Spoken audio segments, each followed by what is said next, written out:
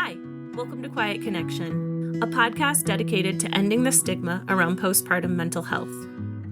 Today, we have a very special episode where we'll be chatting with some guests from season 1. I have Antonia, Jess, and Stephanie with me. Let's jump right in. Well, hello! Welcome to a pretty cool special episode. This is a catch-up episode with some of our guests from season 1. I have with me today Jess, Stephanie, and Antonia. How is everybody? I'm good. Good. Doing well. Today was the first day of school for my little one. She's not little anymore. She's in 2nd grade. And it sounds like Jess's kids headed off a little earlier in the week. And Antonia just had her first drop off with her youngest. And Yeah. Steph, when did yours start school today? Today was the day. It's back to school. The houses are going to be quiet for a change. How's everybody feeling about it? It was hard for me. Yeah. It was your very, very first drop off. Yeah, with my daughter. I mean, I went through it with my son, and he had, even when he was a baby, had a lot more energy and was pretty wild. So I felt like when I dropped him off at daycare, it was a little bit easier because I felt like I needed a break. But with my daughter, she's so sweet, and I feel like I could have just stayed with her forever. Yeah. How about you, Jess? How are you feeling about it? I always feel guilty because I feel like I hear people who are like, "Oh, I'm so sad my kids are going to school," and I'm always like, "Really?" I'm pretty psyched. I obviously miss them a ton during the day. It was nice having the last. We had a little bit longer. We had like 3 weeks off with them because one of them was homesick, but it's nice to be able to finally like catch up on my own stuff at home and get like a little bit of me time back. So I always appreciate that. But the first week back is always a lot of emotions. I don't know if your kids are the same, but it's like they come home, it's like so many feelings for the whole week. So it's that process of getting them back in the swing of things. But yeah, no, otherwise it sounds pretty good. Yeah. Steph? A mix of emotions, right? So my daughter is going into 6th grade. Oh my God. Yeah. So she's in that phase where she's too cool for me. So when we were at the bus stop, I was trying to give her a big hug, and she was like, "Mom, don't do that. That's embarrassing." So of course I gave her an even bigger hug and a bigger kiss. But yeah, it's so conflicting, right? So there's this part of me that's really sad that my little baby is taller than me and going into 6th grade. But then also at the same time, I'm like, oh, I get to be alone for a couple of hours in the morning. And that's really nice. I can't remember the last time I've actually been alone. That's kind of how I was feeling this morning. Like, so I put Lily on the bus, and I sent Avery, my youngest, to the in-laws so that I could do recording. And then I was like, oh my God, there's nobody here. There's nobody here right now. Like, my husband's not here. I'm alone. And for me, it's a little bit, it's wonky. Like when you're talking about the emotions that the kids have, it's a little bit funky for me right now because a year ago I was really not doing well. And I like had to have support getting Lily on the bus. Like I couldn't do it by myself. So this year I was like, oh, I'm by myself. I'm by myself putting her on the bus. I'm by myself. There's nobody in the house. So I'm a little emotional right now, but I think we're all emotional in different ways. So we're all in different stages of our parenting journeys, which is interesting. But Antonia, how old are your kids? So I have a son who turned 3 in June. And then my little girl will be 5 months old on Saturday. Okay. So, yeah. Still blows my mind. I know. In some ways, it's gone by so fast. And then, always, I feel like with a baby, sometimes the days feel really long. But I just can't believe I remember in April thinking, oh, I'm so happy I have so much time with her. And, I don't have to think about anything until September, and like now it's already here, and it's crazy to me. So, since recording season 1, has anything changed for you guys? Like, have you had friends and family listen to your episodes? Have you like found yourself being able to talk about things a little bit more with people in your lives? Like, has anything sort of evolved since recording last season?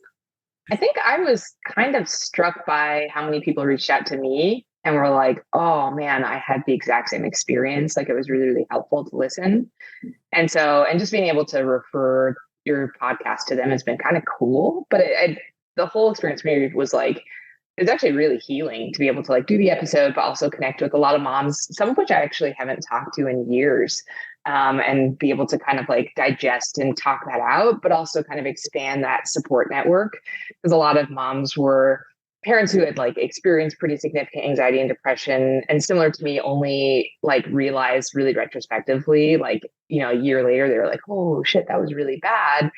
And are fearful of like, if I want to have a second kid, what do I do? And sort of just being able to talk through that kind of experience with them, and just the whole thing. It's just been kind of cool how it's opened doors, but also hopefully helps other women. So it's been really cool.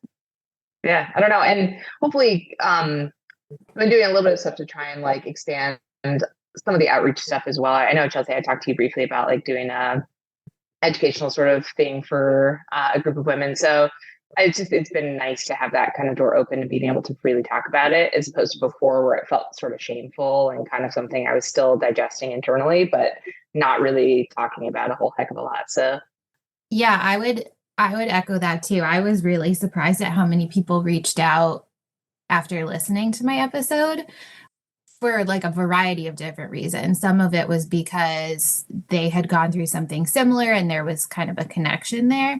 And then some of it was, oh my gosh, I didn't realize that all of this was going on for you. And I'm so sorry if I responded in a way that wasn't helpful, because we had talked about like, you know, what I found helpful and what I didn't find helpful. I tried really hard not to make it about like, this is what everybody won't find helpful, but like specifically, you know, what I felt like I needed. And so, so yeah, I had some friends reach out to say, I think I did that and I'm so sorry. And I mean, I would never say to them like, oh, you know, that actually wasn't helpful. Thank you for recognizing that. I think, you know, they were all just so like wanting to check on me and wanting to make sure I was okay. Now really being able to understand what my experience was like.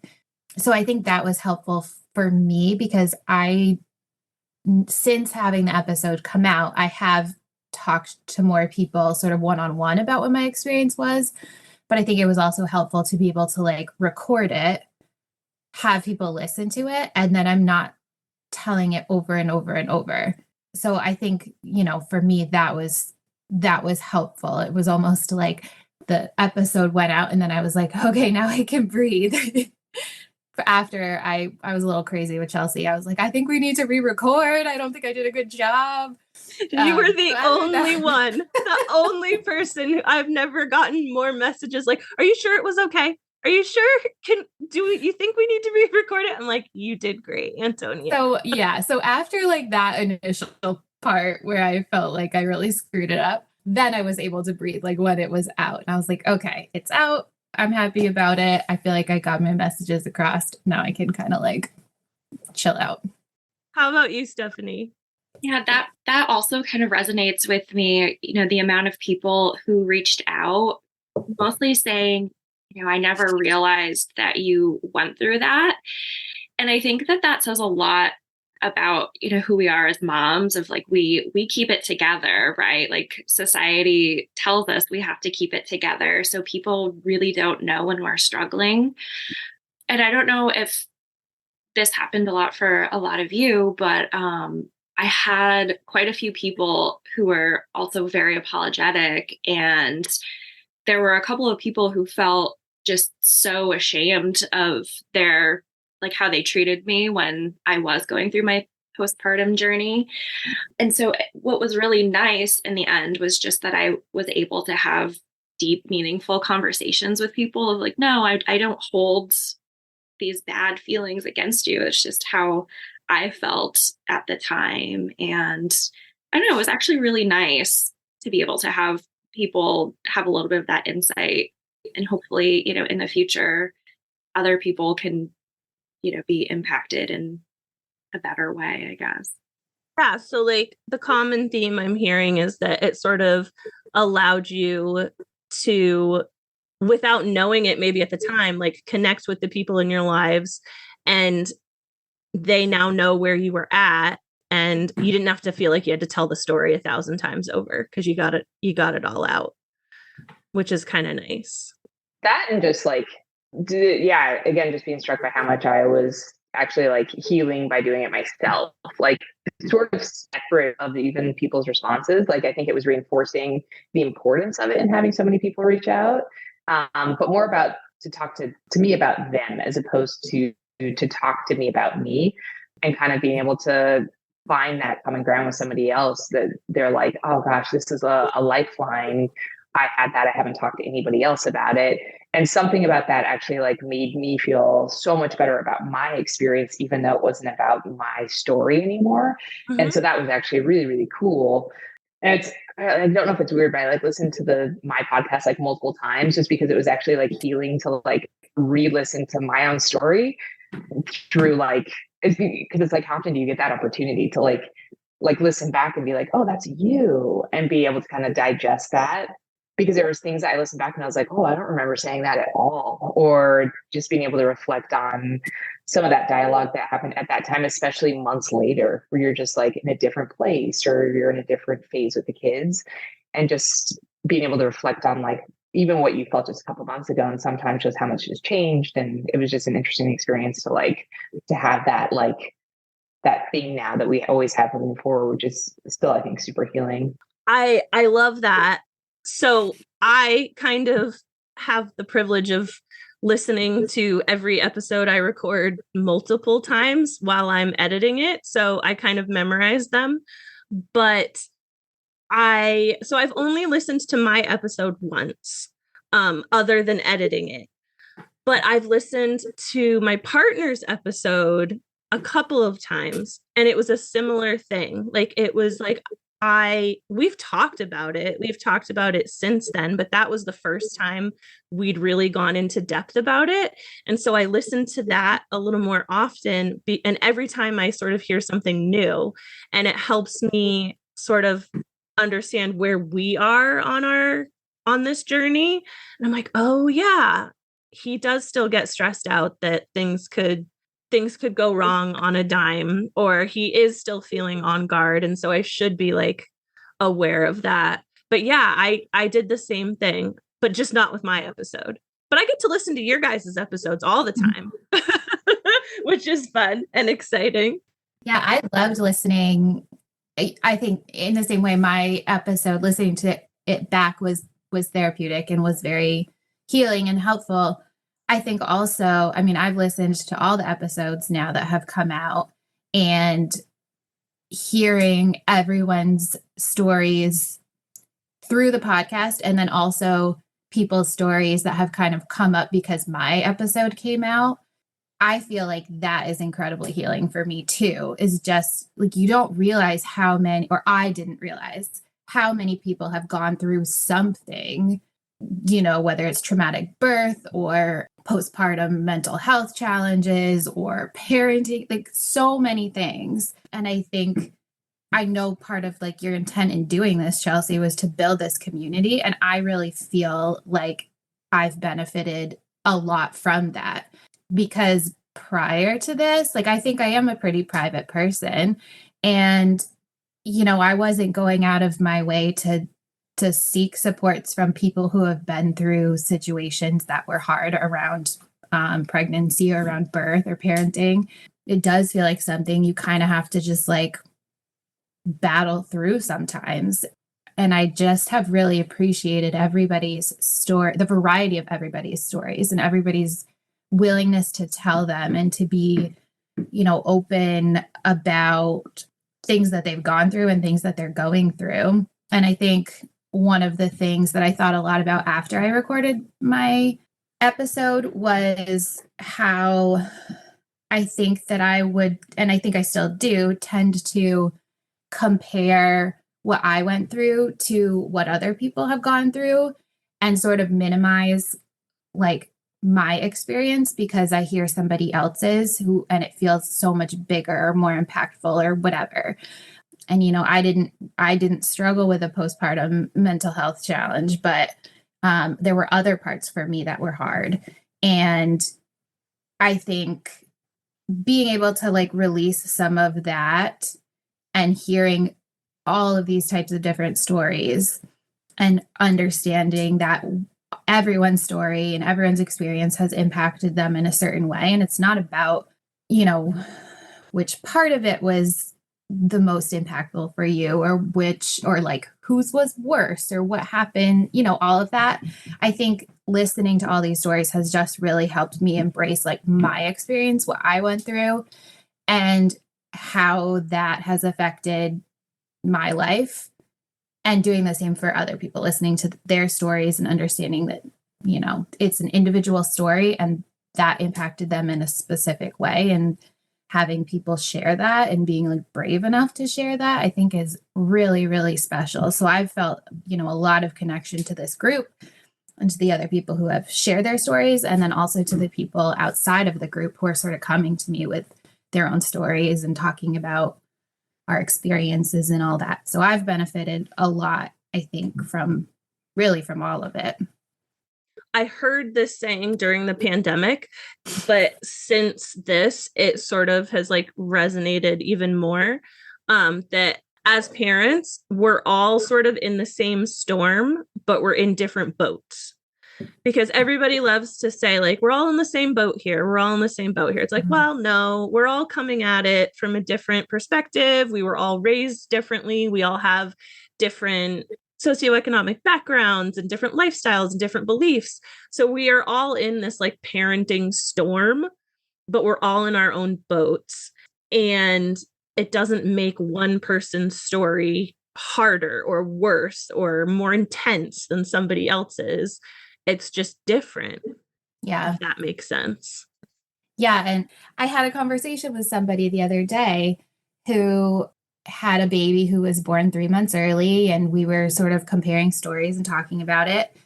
And she asked, you know, I said, oh, my baby was born 6 weeks early. And she asked how long she spent in the NICU. And I was like, oh, she was only in there for 10 days. And this woman was like, I'm going to stop you right there. I heard you say that she was only in there for 10 days. And that feels like you're sort of minimizing what you went through. And she's like, whether it was 3 months or 10 days or 1 day, you know, that experience had an impact on your life, and that, you know, it's hard. And I think, you know, as much as I learned that, like kind of going through the podcast episode and everything that came after, it was like another reminder. Felt like a really long 10 days, you know, it wasn't 3 months like her daughter, but like it still was hard. So yeah, I think you're right. We're all going through things that are hard and experience things that are hard, but we are sort of in our own boat.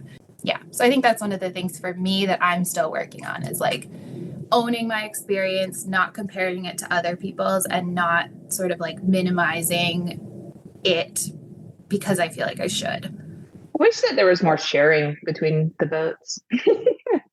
Because it's sometimes still to this day, like I don't have really a whole heck of a lot in the way of like I don't think the same level of depression, anxiety stuff at all, but it's there's still so many days where you're just like, I'm struggling. This feels really, really hard. And it's hard not to look at like other people's situations or whatever and feel like yours is still, or that you're struggling more, that it feels harder, because you're comparing it to the only things that you have access to be able to see, which is social media, or is, you know, like fun, you know, videos, or, you know, people saying everything's great, when, you know, in reality, they're still suffering with the same struggles of, you know, like whatever it may be, whether it's like, you know, toddler outbursts or bedtimes or lack of self-care or whatever, you know, is going on. But it's still, yeah, it's just, I wish there was this normalization of just kind of being like, yeah, this is hard, but also simultaneously able to express like, I don't regret it. I love every minute, or not every minute, but I love so much of it. And that one is not invalidating the other piece of it, that they're both like can be equally true at the same time. But it's just that, again, it's just like, it just feels so isolating when you're kind of going on it on your own. Cause it's like, even small things, like right now, I'm like we still have so many big toddler emotions and like so many food struggles in our home, getting them to like do anything but eat the same two things. And it's like, you just feel like you're like, God, am I the only person dealing with this? Like, am I the only one that's like finding this to be exceptionally difficult? Or like, how is it that other people have date nights? So like, we still don't have that figured out. Like, where do you have time for this? And just like, but recognizing that it's like, no, I think it is pretty normal for everybody. It's just that we do a really good job of not supporting our community at large, which is such a bummer. And if you do express those things, I think the other challenge I have, when I always have to find this middle ground, is having people kind of look at you and just be like, God, Jess always just like talk shit about parenting. And I'm like, no. Like, I'm trying to keep it real, but not at the expense of my kids. Like, I never want people's impressions or interpretation of what I say to be like, oh gosh, Jess really hates parenting, or she's not, whatever. But yeah, I don't know how to strike that balance still in terms of like validating other people without just sounding like all you do is bitch about your kids, because it's certainly not my intent. So I struggle with that a little bit with the Facebook group, because a lot of times I find myself posting things to give people an outlet to kind of bitch a little bit. Like, the things that I post free to interact with are specifically like, what are you struggling with? Or like, what do you need right now?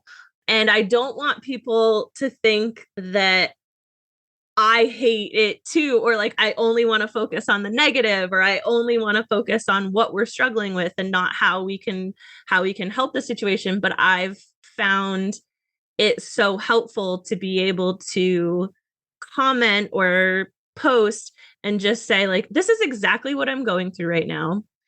It sucks. And I'm not going to feel ashamed about it. So guess what? You have permission to bitch about it too, and to complain about it too.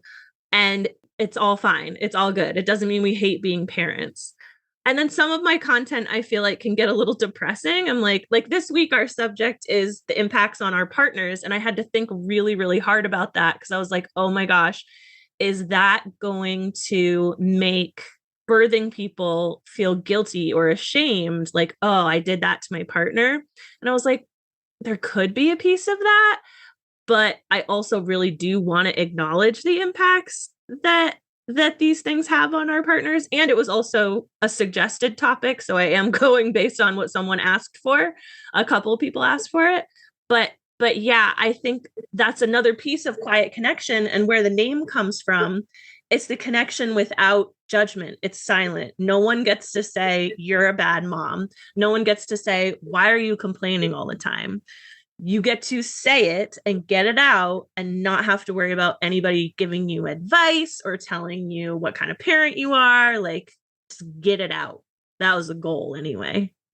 I think it's really interesting how we're all so programmed to feel guilty. It's like that is our go-to feeling as parents.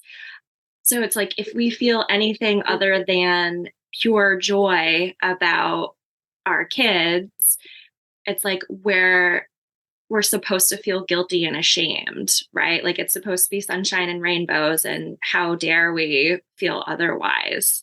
So I don't know. It's awful, right? Just like adding to that, like it's like the guilt, but then we do this weird thing, or it's like we all feel guilty about not being happier, or being in a better spot, or parenting better, or parenting gently, or doing it right, or like using, crutches to get through the day, whether it's like shitty snack food or TV or like whatever the case may be. But then we like do this weird thing where we still are so judgy to other people and their different scenarios, because it's like, I just don't know why we're like that. I really try and be so cognizant of it, because I feel like I am the person that one used to judge so hard, being like, oh my God, like kid is so annoying. And I still do, even with older kids. Like, we went to the trampoline park and these older boys were like just being older, teenage boys. And I had to consciously be like, these will be your kids. Like, don't judge this different age group. It's just not something you have familiarity with yet. So their behavior is something that like you just haven't had like the personal experience with. But like my toddlers are the ones that lose their minds and scream and throw themselves on the floor in grocery stores and have utter meltdowns. And there's just not a heck of a lot you can do about it. And it's just so, yeah, you just realize how little control you sometimes have, and just how human we all are. So I wish, yeah, it's something that's really hard to have to consciously be aware of and like practice what you preach at the same time. Yeah. And I think in some situations, it's like, I know this isn't a reflection on my parenting, but I feel like everybody else is going to view this as a reflection on my parenting, you know?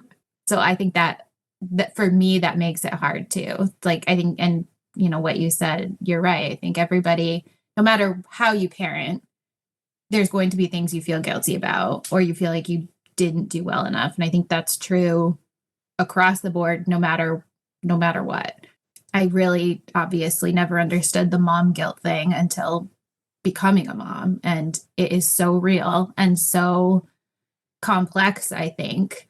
And so I think that's another layer of this too. I'm sure that, you know, there's dad guilt and all that too. I don't want to just say it's coming from mom, or moms feel that. But for me, like I for sure feel that in a lot of ways, pretty much all the time. I don't think it goes away. Yeah. And I think, Stephanie, I think you have the oldest of all of us. Does it ever go away? Not at all. It just changes and evolves. Yeah. I have an almost 8-year-old and 1-year-old, and I feel the mom guilt in totally different ways for both of them and for completely different reasons. So that's a really interesting dynamic too, with that huge age gap. But I will say this, thank goodness for Miss Rachel, because I don't know if y'all use Miss Rachel. I mean, Stephanie, you're not using Miss Rachel at this point, but we have Daniel Tiger. So, okay. If I have to stick my kids in front of the TV so that I can breathe or take a shower, I can at least feel good that Miss Rachel is teaching them sign language and is teaching them about farm animals and things. But then we also watch Bluey and like Blue's Clues and stuff like that. But Miss Rachel, man, I don't know what I'd do without her. I really don't. Hearing about Miss Rachel, but I need to know more. We've never used Miss Rachel. Oh, girl, I think your oldest might be a little too old for Miss Rachel at this point. She's on YouTube. I'm plugging her, so maybe she'll stumble across my podcast and I'll get some traction.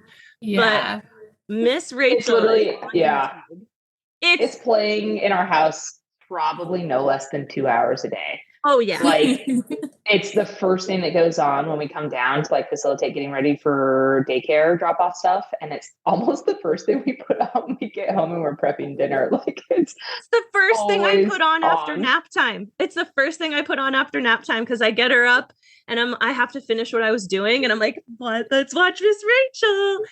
And she's only one, you guys, but she will toddle over to the middle of the living room, plop down, and just wait for me to turn the TV on. Like she'll stare up at the TV, which I don't know if it's a good thing or a bad thing, but like she hears me say Miss Rachel and she like goes over to her little spot and sits down and waits for it.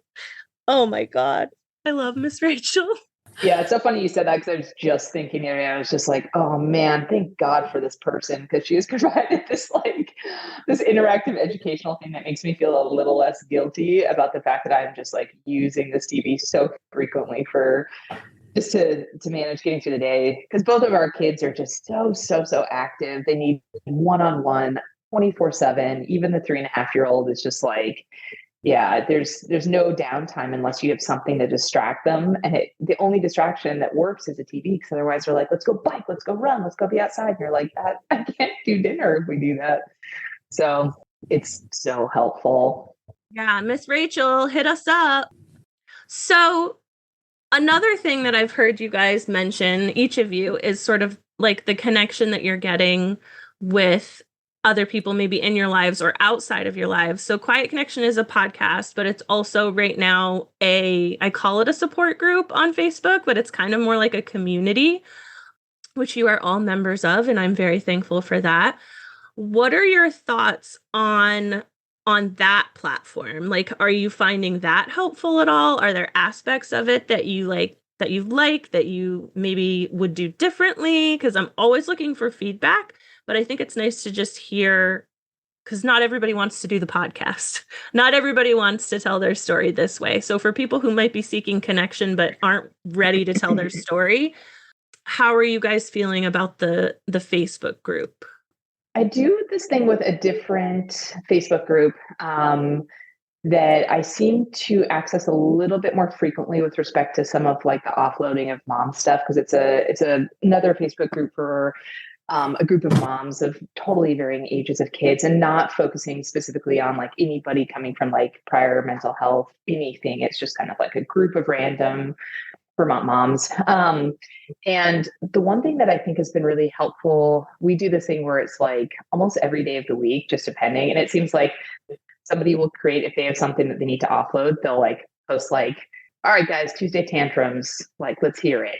Or, like what's going on Wednesdays, or like something that is really super, super, super broad. So it can encompass anything. It could be wins. It could be struggles of the day. It could be rough parts of the week. It seems to be more and more an outlet for all of us to, I guess, do both, to be able to celebrate huge wins in our homes, as big, whether they're big or small, but certainly, things that feel really big for all of us in the moment. But also to be able to like just have some sort of outlet to be like, this really hard thing happened, or like, oh my gosh, the tantrums, or I'm so sick of my kid being sick. And just this kind of community to be like, oh, me too. So I almost wonder if your podcast has a theme week that I don't identify with, then I tend to just not, and it's funny because even when it's like LGBT, I'm still just kind of like, yeah, but that hasn't been like part of my struggle in parenting to the same degree. So then I just feel like I have less to contribute, even though I feel like maybe I actually do have a lot to contribute. I don't know, but that's just been one thing that I've noticed with this other group that's really helpful. Is it's very, very open ended, and it kind of allows just for like an offloading in general. But I don't know. But I also do appreciate the themes, and I think they're important because, again, like picking apart those individual pieces can be a way to like resonate with certain people or grant access for certain people that didn't feel potentially included previously. So yeah. I like that though. I think that's a really cool idea and something that I can incorporate. I worry that I post too much. So like I have all of these really cool ideas, and that's another one to add to the list. I really like that. So I think I'll give it a shot. I like I said, I worry about everything all the time. That's my OCD. But yeah, so I worry that I post a little bit too much, but I like that, and I like theming the days too, because you're right. I'm part of another group that they call it the collective scream, and you can either like post a GIF of someone screaming that sort of matches your energy, or you can like do word vomit and just say whatever you want, and you're just like giving it into the void. So I kind of like that idea. I might try that. I like that idea too, because I think it kind of gets at what you were talking about, Chelsea, where you don't want to feel like too negative, or like, you're just like fostering a place for people to complain, but also this place where like people can celebrate their wins. And I'm thinking of another Facebook group that we're part of that has is it like Friday thought bubble or something? So it's kind of like anything can be shared. But one thing that you do on the Facebook page that I love is the Sunday night wins for the week, or whatever you call it, what you're proud of yourself. And I love reading through those. As my favorite. It's so That's great. my favorite. Yeah, it's so great to hear, because I do think it still gives people a platform to be like, this was still hard, but I did it. Or, I don't know. I just love reading through those and seeing what people are proud of. Yeah, that's an exciting part for me. Chelsea, I love that you post, quote unquote, a lot. Because, even if I am not able to engage a lot, I'm still reading everything, and it just feels so validating seeing other people's experiences. I think, for example, like yesterday, I worked 12 hours and felt a lot of guilt at the end of the day because, that's a theme here, right? We all feel guilty. But I felt that guilt of, not being home with my daughter for her last day of summer. And then I don't know, like your page just gives validation of the fact that we're all struggling in different ways. And so just because we're all struggling, it doesn't mean that we're bad parents or anything like that. It's just we're struggling and we're still good parents simultaneously. So I'm hearing post more. No, I love that. This gives me really good feedback. But it's hard because like my main goal with this was in the beginning was to start the podcast. That was like step one so that people could share their stories. But I'm finding that so many parents are on the fence. I will get people who will reach out to me and ask me all about the process and like when I'm scheduling, and I'll send them my schedule, and they never sign up. And that's totally fine, because if you're not ready to tell your story, you're not ready to tell your story, and you're not obligated to tell your story. So the Facebook page has sort of evolved as an outlet for those people. And some of them never post anything. They may just message me privately, or some people like every single post and every single comment that everybody ever makes, which is really cool too. But I want to be able to make that space as accessible and welcoming to people who may be struggling, but don't want to be on a podcast. Not everybody wants to be on a podcast. Not everybody has word vomit like I do. And that's totally fine. Eventually, I want to grow this into so much more. And Facebook is just, an easy outlet. I feel like people in our generation use it for now. But we do have a website. People can check it out. It's not quite the same format, but we do have a website, and then you can listen to the podcast, and the Facebook group is there for everybody. I made a Facebook business page. That was weird. It was weird because I was like, I'm not really a business, but so I'm trying to navigate that. But holy bananas, you guys, keeping up with I think 4 or 5 different social media platforms is ridiculous. Like, people do this as a job, and I can 100% see that because I'm barely keeping up with it. It's bananas. Anyway, I love that. I love the feedback. I am absolutely going to find some clever way to have us all just scream into the void when we need to.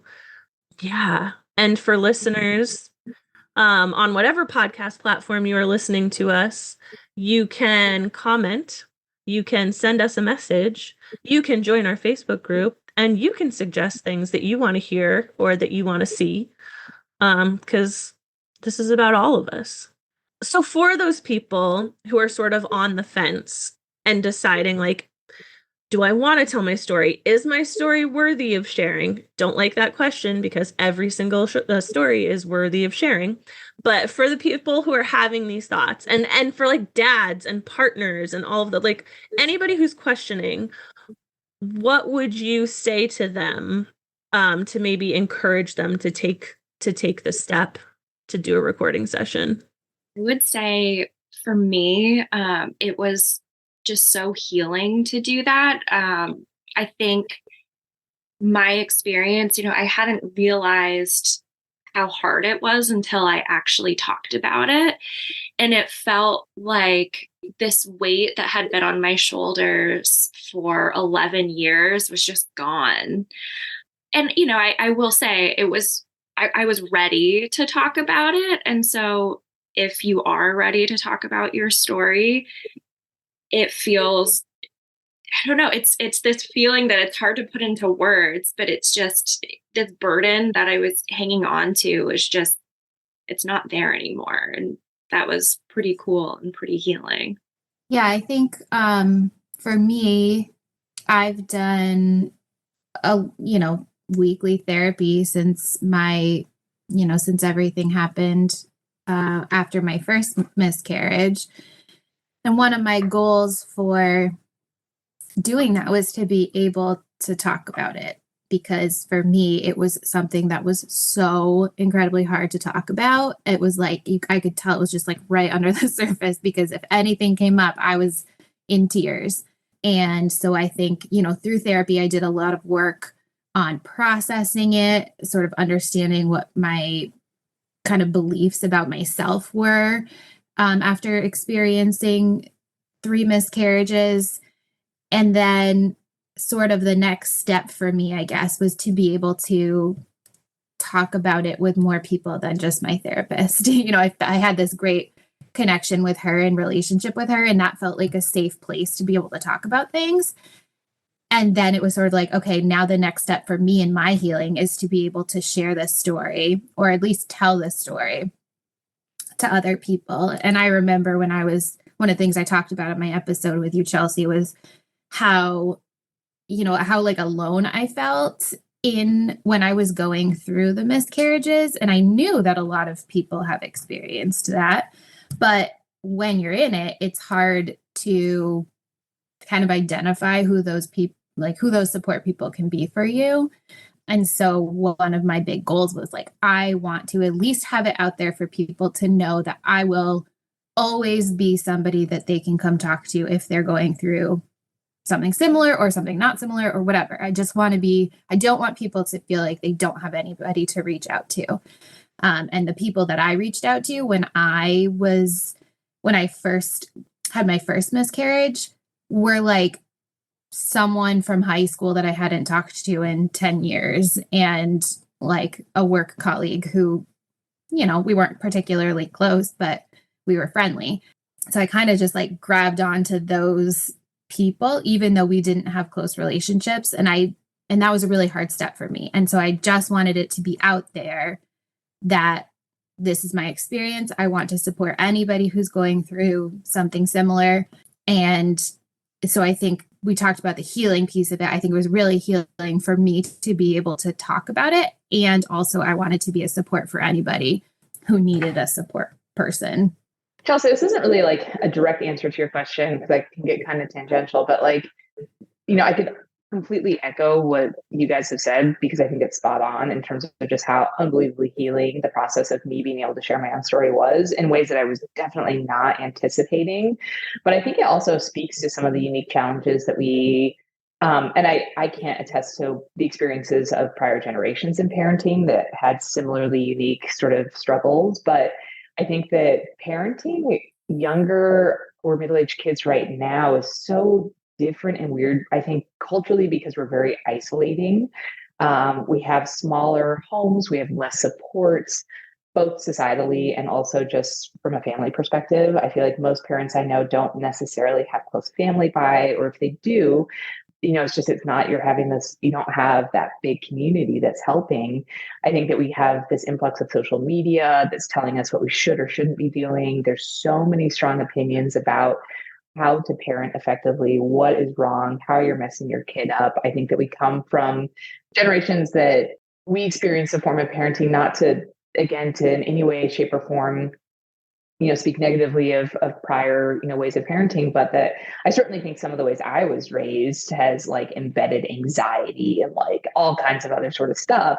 So we're trying to undo some of that stuff. And with that is just this like huge pressure on us to like try and be different, but we don't really know how to be different because we don't really have a support system and we don't have a means by which to access that outside of social media that's just telling us that we're not enough and we're not doing it, well enough. And I think that that's kind of why I try and like push this message of just like, like it's okay to struggle. It's okay to not know what you're doing. It's okay to have a mess of a toddler at times. It's okay to use TV. It's okay to, not breastfeed. It's okay to do all these things, or to breastfeed your kid to sleep, or like all these things that society is like, don't do that. But I think that spreading those messages in any way, shape, or form that just invites community, invites people to feel open and welcome and able to talk. Because I think that's part of the struggle too, is that when you're used to doing things on an island bred by our society and the judgment and like the shame that comes with us. And not, again, I don't know what mom guilt feels like from, like my mom's standpoint. But I feel, and this may be grossly inaccurate, but I feel like everybody I talk to, like the mom guilt is so profound. And I'm like, is that something that generationally like exists for everybody? Totally, maybe. I don't know. But it just seems to be like, to some extent, sometimes debilitating for a lot of moms that I know. And certainly at times for myself, it's like this weird continuation of certainly not a mental health condition, but it's like the degree to which it breeds anxiety and stress in our lives, totally unnecessarily is pretty profound. And it can be debilitating at times where you just like, you end your day and instead of feeling okay, you're just like, wow, I messed that up. Wow, I wish I had done that differently. I need to do X, Y, Z, and just adding more and more and more to your plate.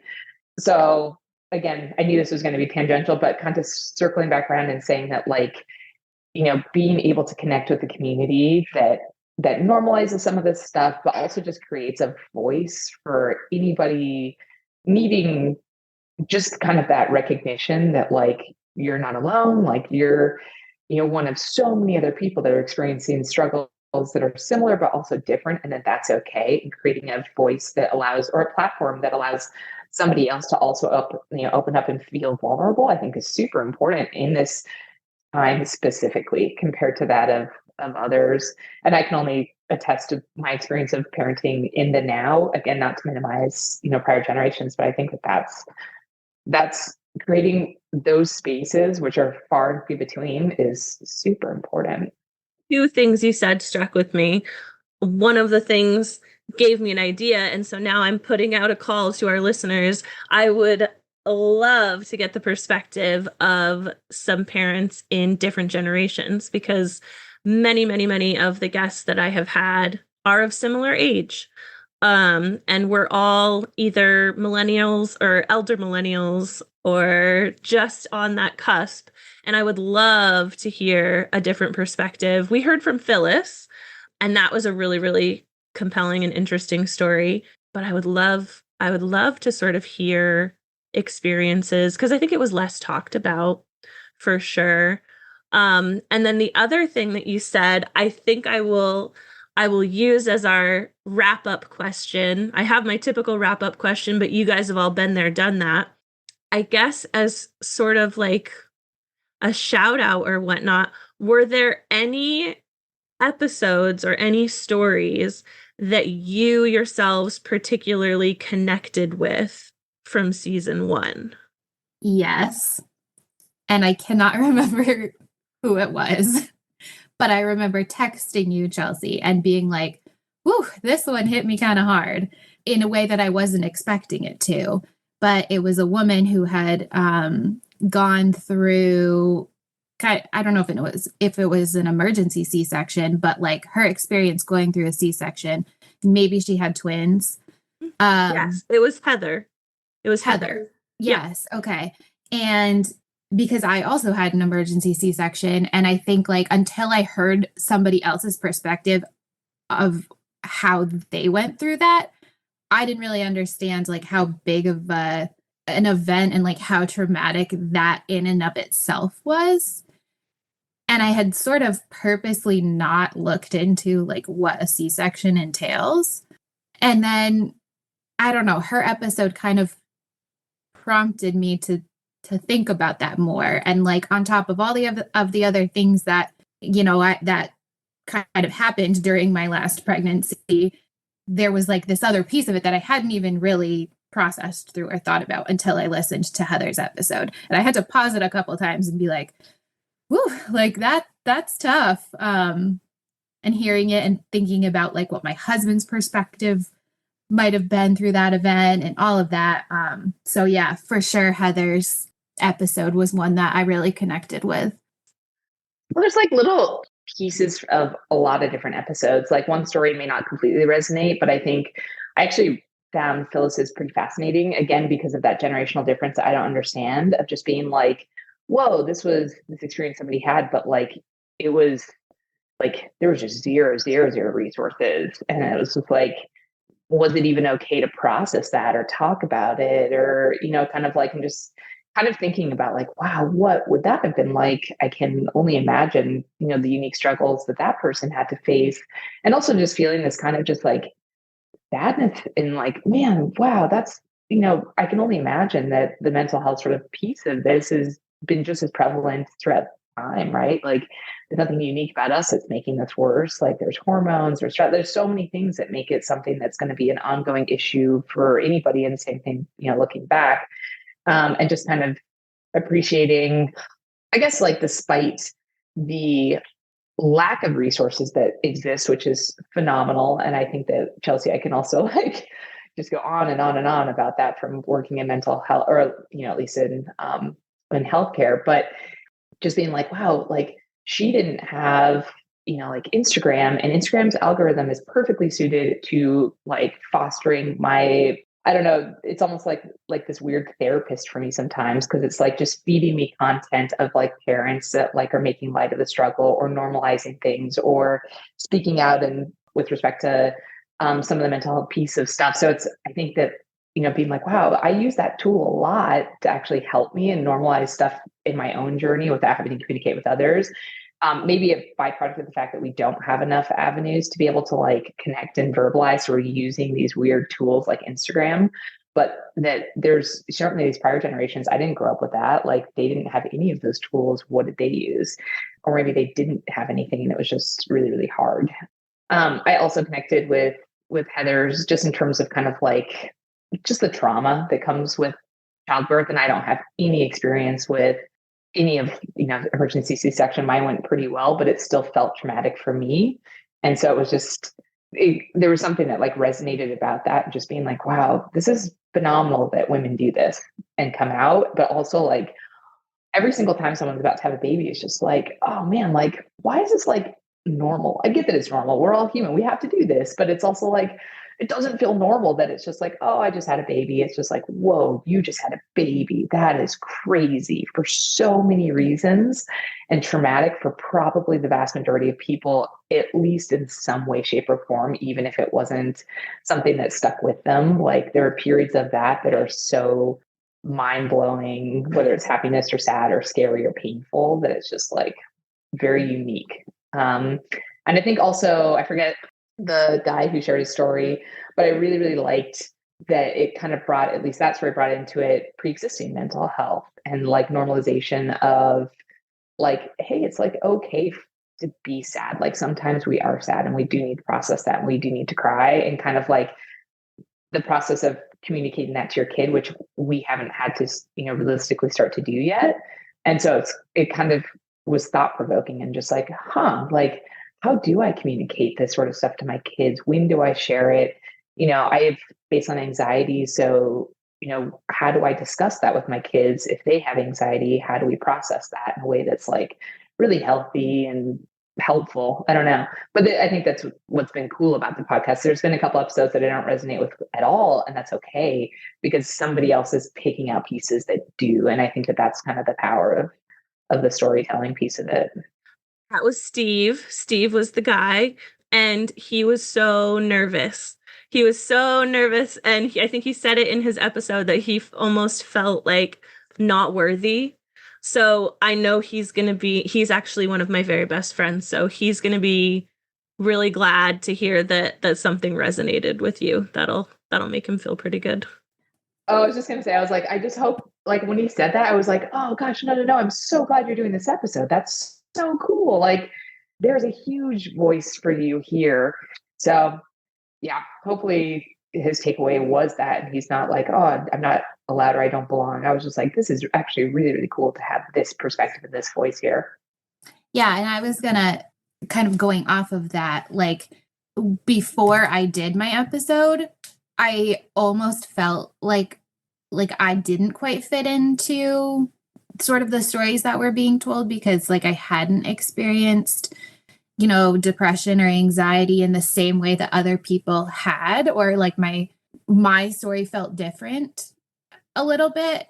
But I think Chelsea and this group, like, I don't know, I think that we've all done, and you've done, Chelsea, like a nice job of opening this up to just not necessarily be like always mental health related, but just parenting and traumatic birth and welcoming a lot of stories, so maybe like similar to Steve, I was kind of like, well, I don't know. I think I asked you, like, does my story sort of fit into what you're trying to do here? And so I think that is another piece that for people who are thinking about sharing their story, I think that's important. Like, it doesn't have to echo a story that's already been told, or it doesn't have to like fit into some set of guidelines or something. Like you said, Jess, like everybody's story, having a baby is like a huge thing. And you're right. It gets like kind of watered down a little bit to be like, oh, you had a baby, but like, holy moly, how many things need to go right for that baby to get here? And for, that's something I think about a lot now after things that I've been through. It's like, babies are miracles, and to get them like into this world, like through the pregnancy, through birth, through all of that, it's so much has to go right. But it's pretty amazing how, like, what people go through in sort of their own experience to get to have their babies here, whatever that looks like. Even a regular, like a typical birth is this huge feat that your body goes through and that you go through and that the baby goes through and all of that. So I just think like, if going back to that, if people are going to share their stories, like it can be this individual story that doesn't really fit into what somebody else may have already experienced, because there are so many people that will probably resonate with it no matter what it is. Stephanie, was there anything that resonated with you?